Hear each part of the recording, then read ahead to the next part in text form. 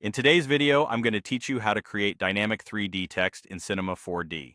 We'll start by generating the text itself, then give it shape with clean bevels, and finally bring it to life using MoGraph effectors for fluid, animated motion. By the end, you'll know how to create everything from subtle sways to energetic wave transformations, all inside a single setup. Begin by adding a MoGraph text object, often called MoText. Type the message you want and choose a font that's readable when extruded. Keep an eye on the geometry settings so your scene stays responsive.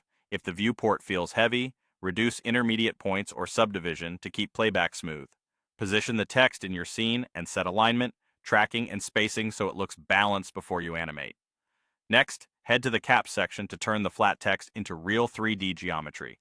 Increase the extrude depth to give the letters body, then add a bevel so light can catch the edges. A small rounded bevel usually looks more realistic and prevents razor-sharp corners. Adjust the bevel size and segments until the edges are smooth but not overly dense. If you notice shading artifacts, slightly increasing segments or refining the bevel shape can help.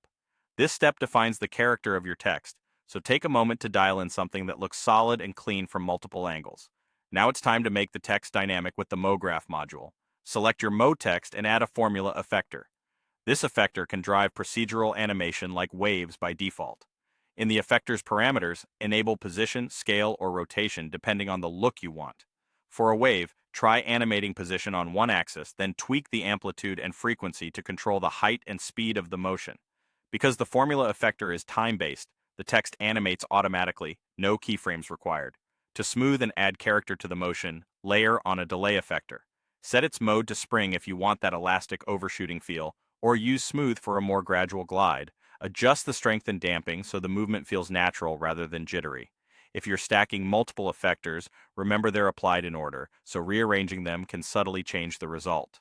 Finally, animate key parameters to shape the performance.